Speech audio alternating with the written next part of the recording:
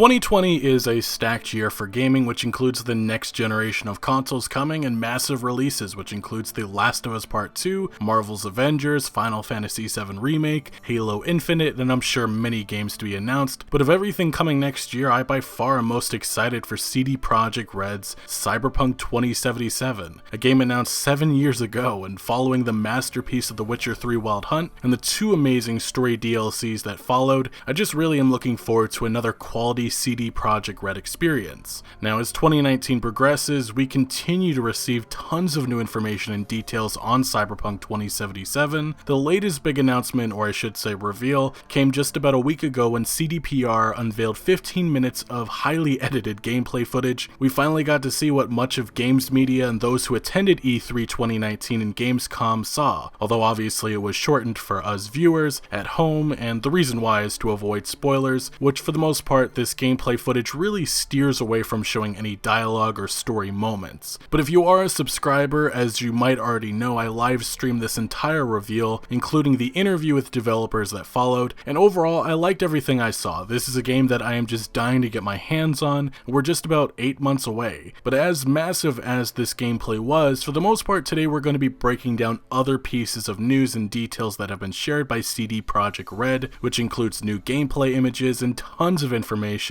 coming from new interviews with Cyberpunk 2077 developers, which includes the size of Night City, modding, underground exploration, crafting unique loot, vehicle customization, as well as more background on the story and post-launch content plans. Now, before we break this all down, if you do enjoy this content and want to show your support for gaming news like this, please consider hitting that like button, subscribing for more, and turning notifications on so you do not miss out on any new content. Nonetheless, one of the recent announcements that should excite at least some people is the fact that Cyberpunk 2077 will be available on Google Stadia sometime in 2020. For many, including myself, I'm still very skeptical on how well Stadia will perform with consumers, and having arguably 2020's biggest release on the platform is certainly a good thing, but Stadia still has not launched, and there's just so many concerns surrounding a service that may be a few years ahead of its time, especially being that Google is relying on the generosity of ISPs, which it's a bold plan that I just imagine will include a lot of problems at launch. One feature that many have been curious about is multiplayer, and if this is something CD Projekt Red is seriously considering post-launch for Cyberpunk 2077. On numerous occasions, they've emphasized the single player is their focus, and then they'll get around to seeing if multiplayer is something they'll actually want to include. At Gamescom, we received a new update which made it sound up in the air. CD Projekt Red senior concept artist Marth Jonkers told Eurogamer, "We're doing research and development into multiplayer, but we're focusing on single player experience. That's what you'll get in 2020.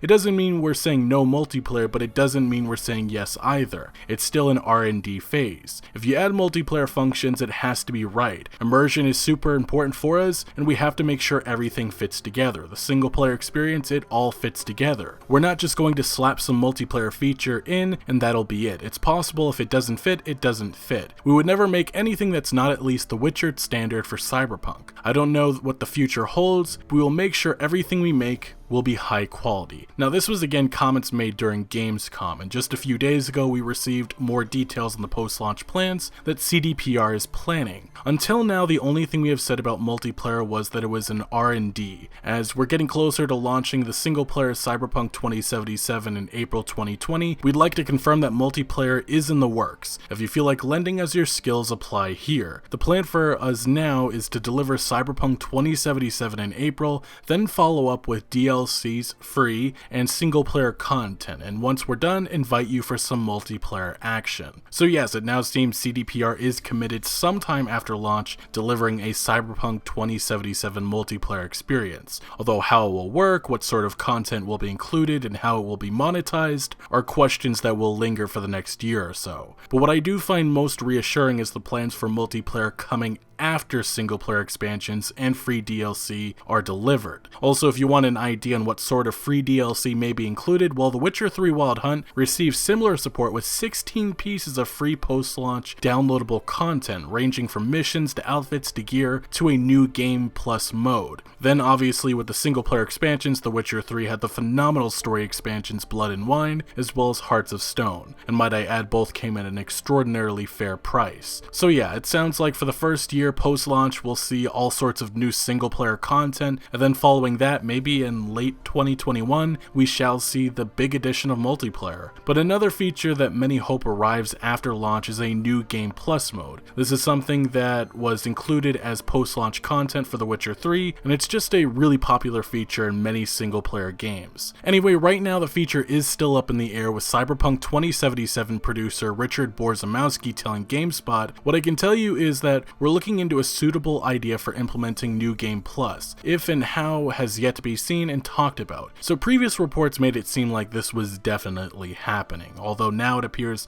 that CDPR is still figuring out how to implement the feature. Either way, I personally hope this is something they include, as I'm sure CDPR knows it increases replayability. Moving along, CDPR has been sharing tons of new images for cosplay guides, and because of that we've gotten a better look at some of the weaponry that will be at our disposal in Night City. This includes the Arasaka Mantis Blades, the Constitutional Arms M2067 Defender, the Kang Tao G-58DN, probably not saying that right, the Militech M-10AF Lexington, and the Militech M221 Saratoga. Some serious firepower, big guns that I'm sure makes Mike Pondsmith very proud. Additionally, CDPR also released some images showing Meredith Stout, the Militech agent that we meet in the first gameplay demo, Dexter Deshawn, one of the best fixers of Night City, and a trauma team medic, which if you have their insurance plan, a medic like this guy will come to your location and transport you to the nearest hospital. Although if you have a platinum membership, these trauma team medics will come to you in minutes armed to the teeth, again as we saw briefly in the first gameplay demo. Besides just these images, CDPR since Gamescom has been sharing tons of screenshots from the second gameplay reveal, and what we've seen is some of the unique vehicles we can obtain, the beautiful open world design of this abandoned rundown Pacifica district, and some weapons in action including the nanowire. Also just days ago we received a really cool new Finnish gaming magazine cover of Cyberpunk 2077, which shows Mel V sitting beside an old man, I think, who's listening to music, relaxing, and behind them,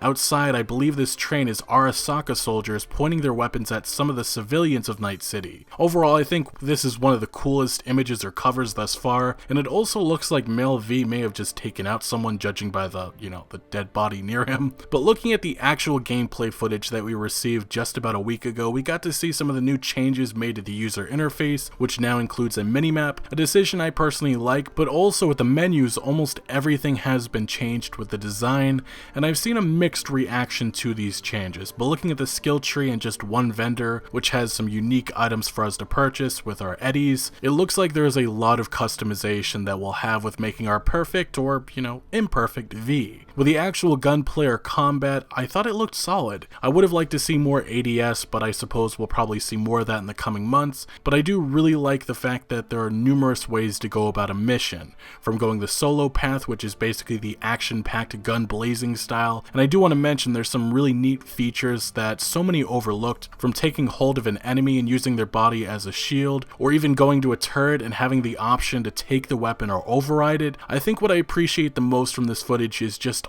all the choice that we actually have with each decision that we make. Now on the other hand, we also saw the Netrunner path, which had V using hacking to our advantage, with some Watch Dogs-esque hacking to take out an enemy, but also we get our first look at the hacking minigame, which includes multiple side rewards and benefits. But yeah, this is more of the stealth approach we could take, and at the end of this new gameplay footage, we again see more choices we have to make, which is siding with the Netwatch agent or the Voodoo Boys. And I will mention, if you side with the voodoo boys and I believe eliminate the Netwatch agents, which are scattered around the world, one of the agents is actually called Roach, a nice little Easter egg. And there are many throughout this footage, like I mentioned to Rash Bartmoss, who is said to be one of the most brilliant hackers on the net and an established Cyberpunk 2020 character. Now my final takeaway from this footage is we get to see more of Johnny Silverhand in his foul language. Just a really exciting character, not just because of his voice actor, but for his importance to the overall narrative. But if you are curious where Cyberpunk 2077 is in its development cycle and what CD Projekt Red is currently working on, recently again during Gamescom in a German interview, CDPR's Miles Tost revealed that while he can't reveal too much, they are still recording voice acting, fixing bugs, balancing the game, adding some new game systems, and iterating to improve the overall experience. He also added that CDPR is open to feedback and may add certain features like a colorblind mode or additional control sets after release. Now in another interview, this time with Metro, Marth Jonkers gave more details on their goals with the story. I think at CD Projekt Red, story is really important to us. It's basically the core of our games, the story, and from that you have the gameplay and the visuals, and everything is connected to the lore and the story. And it doesn't really matter in what setting we tell the story if the story's really good. And you know, with The Witcher we had a very deep story. We have it now again. It's a very compelling story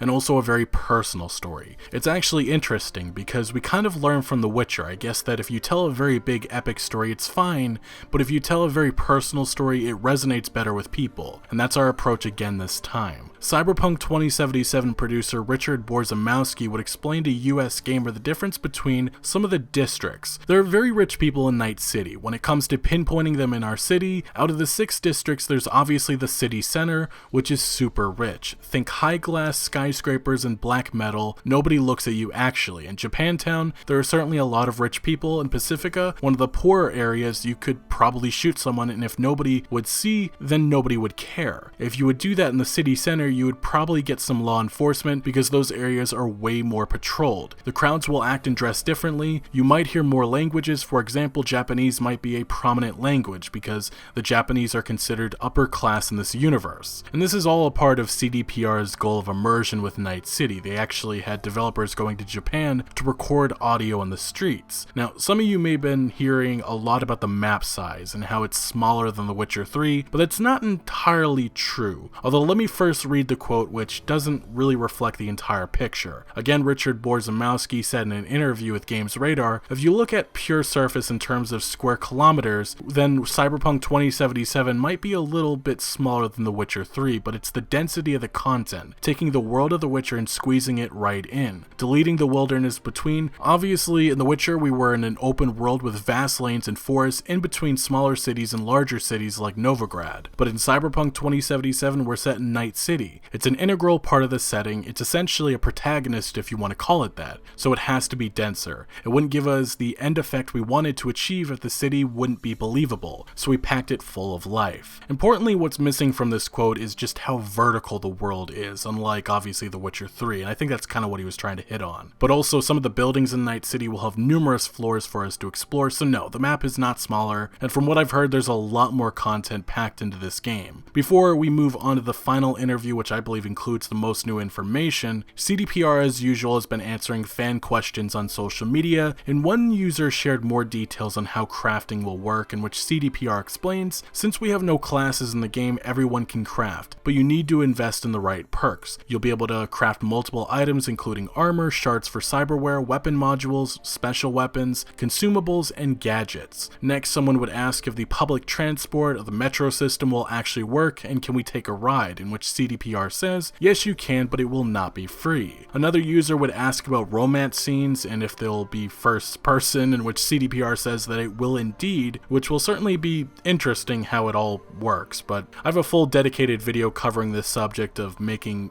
almost the entire game first person, something that CDPR has now confirmed. In case you missed it, check it out. Finally though, we move on to the Cyberpunk 2077 community podcast, the 22nd episode, in which these YouTubers, all of which I highly recommend you check out, were able to talk with Cyberpunk 2077's lead quest designer, Pavel Sasko. And they talked for a long time, and my biggest takeaway from this interview is the passion that this developer has for this game, and it really is just something special. Now, I was able to come in and get some of my top questions asked because these YouTubers know who I am, but Sasko did first confirm that vehicle customization is something that will be in the game, but it doesn't sound like it's going to be a massive feature like I assume it is in Grand Theft Auto 5. Do we have the ability to customize vehicles, or is it still on the not talking about yet? Yeah, it's sort of the second. We have mentioned in some of the interviews that some form of it might be in the game, but that is really it. Like that's not really a very like primary focused feature for us. So I can't say like right away yes or no to it. Yeah, I think that's the status. Next, the CD Projekt Red developer would explain how the underground levels of Night City will work. This was something revealed at Gamescom in a Q&A, but Sasko specifically mentions how there will be some quests and exploration underneath Night City, which again just shows how important verticality is in this game. Are there going to be underground areas of the map? I know there's a lot of verticality, but does that extend to maybe underground subway systems and things like that?